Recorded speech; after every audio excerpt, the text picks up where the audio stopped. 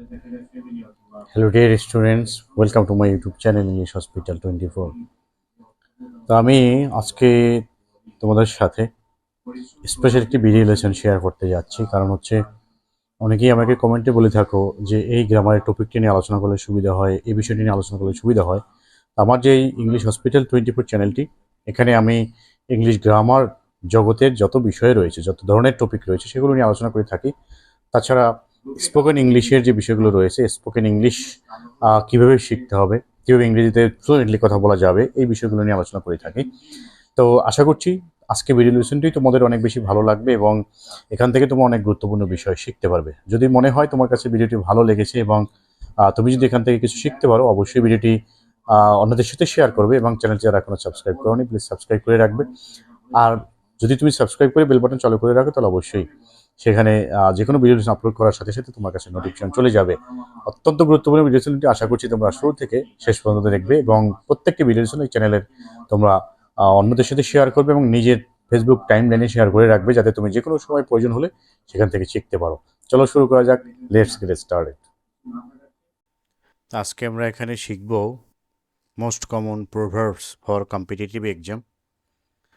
তো অধিকাংশ প্রতিযোগিতামূলক পরীক্ষায় যে প্রোভার্বসগুলো সবচেয়ে বেশি আসে সেগুলো আমি আজকে এখানে সিলেক্ট করেছি। সাধারণত আমি বিগত বছরে দেখেছি যে এই প্রোভার্বসগুলো আমাদের বিসিএস পরীক্ষা এবং অন্যান্য যে চাকরির পরীক্ষাগুলো রয়েছে সেখানে এগুলো অনেক আসতে দেখেছি।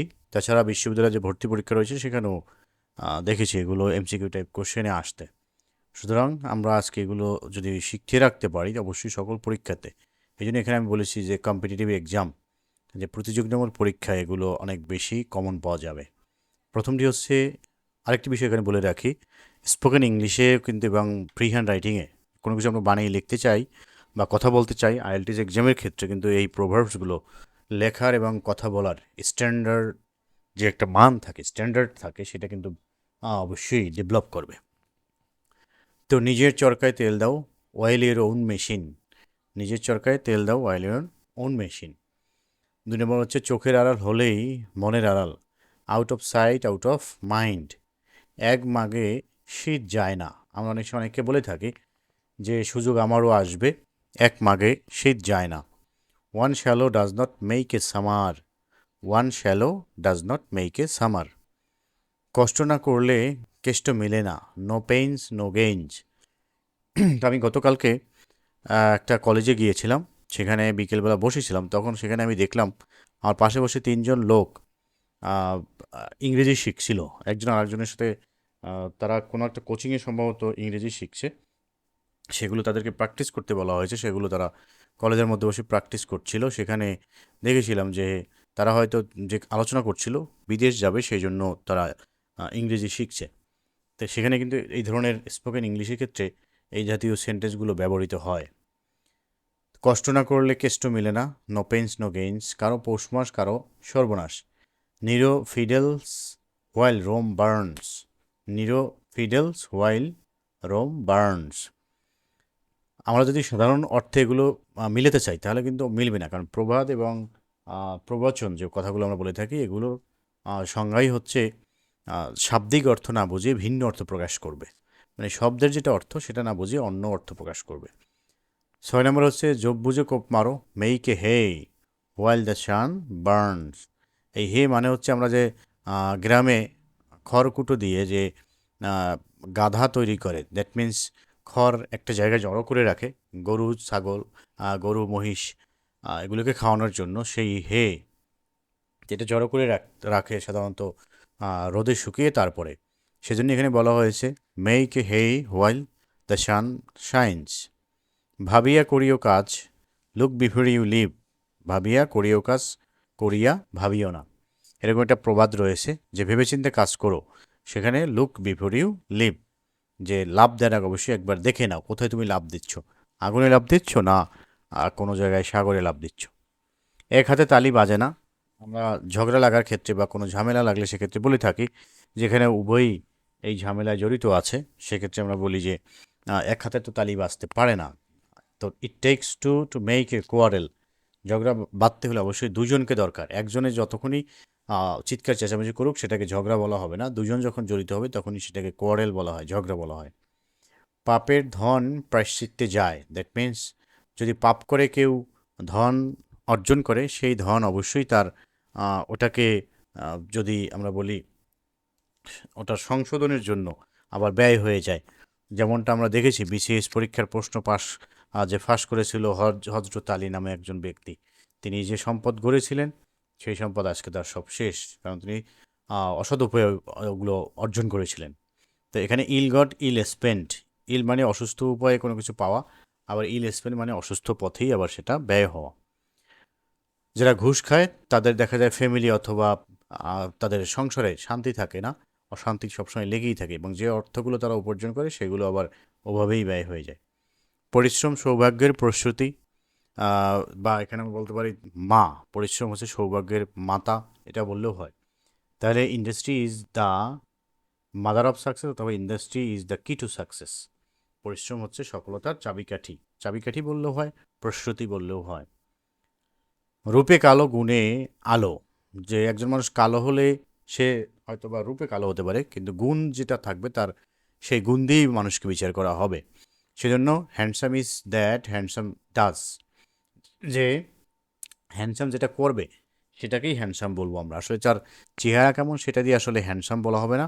হ্যান্ডসাম হচ্ছে মানুষ আসলে তার কর্মে, যে মানুষ, যে আমরা বলে থাকি মানুষ তার কর্মে বড় হয়, সেই কথাটি এখানে। নাই মামার চেয়ে কানা মামা ভালো, মানে মামা একদমই নেই, তার চেয়ে অন্ধ একজন মামা আছে, সেটা ভালো, কারণ সেই মামার পকেট থেকে টাকা চুরি করা যাবে, বা তার সাথে গল্প করা যাবে। এটা অনেকে মজা করে বলে থাকে। তাহলে something is better than nothing, কিছু না থাকার চেয়ে অল্প কিছু থাকাটা ভালো। অতি লোভে তাঁতি নষ্ট, গ্রেপস অল লস অল, বেশি লোভ করলে অবশ্যই কোনো একটা সমস্যা হয়ে যায়। তো এরকম অনেক সময় স্টুডেন্ট লাইফে আমাদের হয়েছে, যে বেশি লোভ করেছি, একটা ঝামেলায় পড়েছি। তিতুমির কলেজের সামনে থেকে আসার সময় অনেক সময় এরকম হতো যে বাসে আমরা অনেকেই কাউন্টারের থেকে কাউন্টারম্যানকে 10 টাকা দিয়ে উঠে আসতাম, 15 টাকা ভাড়া ছিল। কিন্তু যদি কখনো চেকারের সামনে পড়ে যেতাম তাহলে অবশ্যই 30 টাকা জরিমানা দিতে হতো। তো এরকম বেশি লোভ করতে নেই, তাহলে অতিরিক্ত খরচ হয়ে যাবে। ভাগ্য সাহসীদের পক্ষে, পার্সন ফেভার্স দ্য ব্রেভ, যে ভাগ্য হচ্ছে সাহসীদের পক্ষে।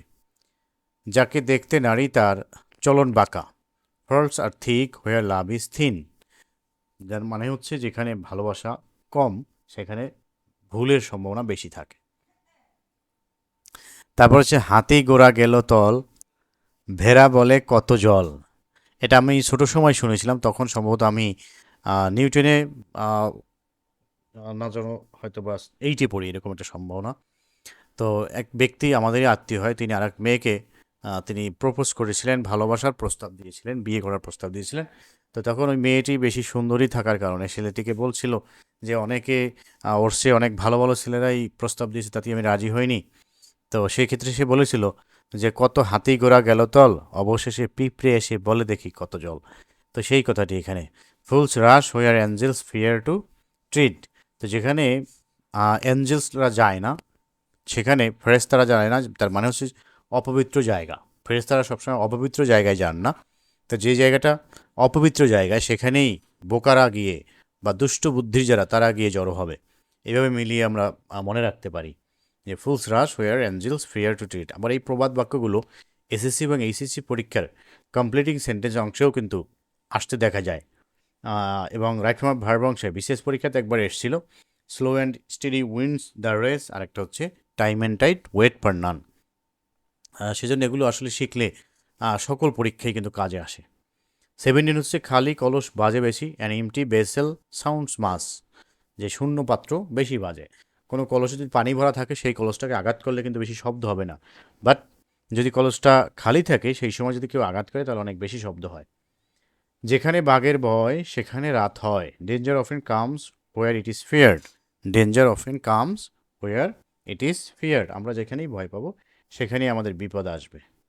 19 নম্বর হচ্ছে রতনে রতন চিনে, দ্যাট মিন্স আমি দেখেছি যারা ভালো মানুষ তারা ভালো মানুষদের সাথে মিশেন, যারা নামাজি ব্যক্তি তারা নামাজি মানুষকেই খুঁজে নেন, আর যারা অ্যাডিক্টেড মাদক সেবনকারী তারা সবসময় দেখছি মাদক সেবনকারীদের সাথেই জেনে মিশেন। যারা স্মোকার তারা সবসময় স্মোকার লোকদের সাথে মিশেন, নন স্মোকার লোকদের সাথে তাদের সম্পর্ক খুব একটা বেশি হয় না। তো সেইটাই এখানে বলেছে যে রতনের রতন চিনে, ডায়মন্ড কাটস ডায়মন্ড, মানি কাটস মানি অথবা মানি বিগেটস মানি, এরকম সেন্টেন্সও আসতে দেখা যায়। সেই জন্য আমরা কাছাকাছি রেখেছি, অর্থ প্রায় সেমই। 20 নম্বর, আয় বুঝে ব্যয় করো, cut your coat according to your cloth. এটা আমাদের দৈনন্দিন জীবনে সবসময় মনে রাখা উচিত, আমরা যাতে আহ, নিজের আয়ের অতিরিক্ত ব্যয় না করি। Cut your coat according to your cloth. 21, আগে ঘর তবে পর, মানে আগে হচ্ছে ঘর থেকে ভালো কিছু শুরু করতে হবে, তারপরে বাইরে। তাহলে চ্যারিটি বিগিনস অ্যাট হোম, সবসময় ভালো কাজগুলো বা মানুষের প্রশংসা ফ্যামিলি থেকেই আগে শুরু করতে হবে ভালো কাজগুলো, তারপরে বাইরে সেটা ছড়াবে। 22, দাঁত থাকতে দাঁতের মর্যাদা বোঝে না, এটা এসএসসি পরীক্ষাতে আমি দেখেছি কমপ্লিট সেন্টেন্স অংশে এসেছিল। ব্লেসিংস আর নট ভ্যালুড, এই পর্যন্ত ছিল, তারপরে অংশ পূরণ করতে হবে। আনলেস দে আর গন, যে এই ব্লেসিংস মানে হলো সৃষ্টিকর্তার আশীর্বাদ, দাঁত হচ্ছে আমাদের সৃষ্টিকর্তার দেয়া, আমাদের শরীরের যত অঙ্গ রয়েছে সবগুলোই আশীর্বাদ, তো সেই জন্য এটাও একটি আশীর্বাদ, যার কারণে বলা হয় blessings are not valued unless they are gone. 23, দুষ্ট গরুর চেয়ে শূন্য গল ভালো, better an empty house than a bad tenant, better an empty house than a bad tenant। তার মানে হচ্ছে যে একটা দুষ্ট যে কোনো আহ, গরু, সেটা থাকার চেয়ে একটা শূন্য ঘর থাকা ভালো। এর মানে হচ্ছে দুষ্ট কোনো কিছু থাকলে সে আসলে ক্ষতিই করে, উপকার করে না। 24, যত গর্জে তত বর্ষে না, এটা আমরা অনেক সময় বলে থাকি, গ্রামেও বলে কথায় কথায়, যে তুমি যত কথা বলছো তত কাজ করতে পারবা না। তো সেই ক্ষেত্রে barking dogs seldom bites, barking dogs seldom bites. তাহলে বার্কিং ডগস, ডগস দিলে হবে বাইট, আর ডগ দিলে হবে বাইটস।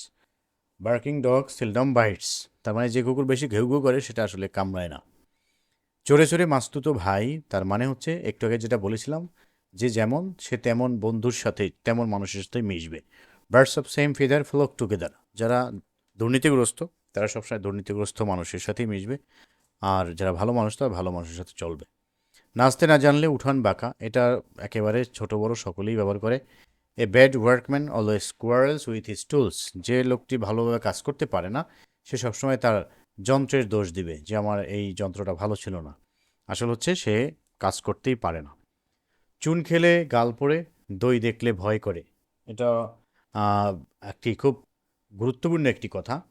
যে মানুষ একবার কোথাও গিয়ে বিপদে পড়ে সে কিন্তু ওই জায়গায় যেতে ভয় পায়। যেমন আমি একবার বিদ্যুতের প্রায় শক করতে নিয়েছিল, যখন আমি টেস্টার দিয়ে বিদ্যুতের লাইন চেক করতে গিয়েছিলাম, তখন ভুলক্রমে আমি এই টেস্টারটি দুইটি তারের সাথে মিলিয়ে ধরেছিলাম, সাথে সাথে আগুন ধরে গিয়েছিল এবং টেস্টার সহ একেবারে আগুন ধরে গিয়েছিল, এবং আমি দ্রুত সেখান থেকে টেবিল থেকে লাফ দিয়ে নেমে গিয়েছিলাম। এরপরের থেকে কিন্তু সবসময় আমি বিদ্যুতের সুইচ ধরতেও ভয় পেতাম, পাচ্ছি এখনও বর্তমানেও, কারণ হচ্ছে যে যেহেতু আমি ওইটা থেকে একবার ভয় পেয়েছি। তো এখানে এটা হচ্ছে এ বার্ন চাইল্ড ড্রিটস দ্য ফায়ার, ড্রিটস মানে ভয় পাওয়া, যে শিশুটি একবার আগুনে পুড়ে সে কিন্তু আগুনকে সবসময় ভয় পাবে। তাহলে এই চাইল্ড হু ইজ বার্নড, এটাকে এভাবেও লেখা যায়, সাধারণত এসএসসি পরীক্ষায় আসলে এভাবেই আসে, এই চাইল্ড হু ইজ বার্নড এই পর্যন্ত দেওয়া থাকে, পরের অংশ লিখতে হয়। আবার একবার পরীক্ষায় আসছিল এই চাইল্ড, তারপরে ড্যাশ অ্যাফ্রেড অফ ফায়ার, মানে ইজ অ্যাফ্রেড অফ ফায়ার, এই যে হু ইজ বার্নড এই অংশটুকু দেওয়া ছিল না। তাহলে a burned child dreads the fire, অথবা a child who is burned is afraid of fire. এটাকে আরেকটা কথাও বলা হয় যে ঘর পোড়া গরু সিঁদুরে মেঘ দেখলেই ভয় পায়। 28, অসময়ের বন্ধুই প্রকৃত বন্ধু, আমার যদি সুসময় থাকে সেই সময় আসলে কেউ যদি আমার কাছে এসে থাকে সেটা আসলে প্রকৃত বন্ধু নয়, কারণ আহ, যদি বিপদের সময় যে আসবে কাছে সেই, এখানে অসময় না বলে বিপদ বললেও হয়, যে বিপদের বন্ধুই প্রকৃত বন্ধু। তাহলে friend in need, in need মানে হচ্ছে প্রয়োজন বা অসময় বা চাহিদা অথবা বিপদ, ইজ ফ্রেন্ড ইনডিড, ইনডিড মানে প্রকৃত, ইনডিড অর্থ প্রকৃত বা সত্যি। তাহলে friend in need is friend indeed, যে বিপদের বন্ধুই প্রকৃত বন্ধু। 29, সময়ের 1/4 অসময়ের 10/4, এটা কিন্তু আমাদের দৈনন্দিন জীবনে অবশ্যই এটা মেনে চলা উচিত। আমরা যদি ঠিক সময় কাজ না করি, অসময়ে কাজ করতে গেলে অবশ্যই আমরা সেই কাজে তত বেশি আগাতে পারবো না। তাহলে স্টিচ ইন টাইম সেভস 9, তাহলে ঠিক টাইম মানে ইন টাইম মানে সঠিক সময়, সঠিক সময়। এই স্টিচ মানে একবার ফ্লোর দেওয়া। গ্রামে যেমন আমরা আমাদের মা চাচিদের দেখি কাঁথা সেলাই করে, তো সেই কাঁথা সেলাই বা কোনো কিছু সেলাই করার যে সুই দিয়ে যে ছিদ্রগুলো করা হয় এটাকে বলা হয় স্টিচ। তাহলে সময় থাকতে যদি আমরা একবার একটা স্টিচ দেই, অসময় যদি আমি 9বারও দেই বা 10বারও দেই, সেটার সমান হবে না। সেটা এখানে বলা হয়েছে stitch in time saves 9। 30 number, সঙ্গ দেখে রঙ্গ চেনা যায়। মানে হচ্ছে একজন মানুষ কার সাথে চলে সেটা দেখেই বোঝা যাবে যে ওই মানুষটির রুচি কেমন, সে আসলে লোকটি কেমন। A man is known by the company he keeps, এটাও এসএসসি পরীক্ষাতে কয়েকবার আসছে।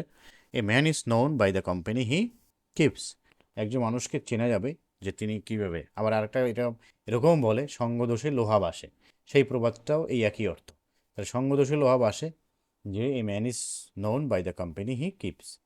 31, যেমন কর্ম তেমন ফল, as you sow so you reap, এটা আমরা একেবারে কথায় কথায় বলে থাকি। বৃক্ষ তোমার নাম কি, ফলের পরিচয়, এটাও বলে মানুষ মুখে মুখে।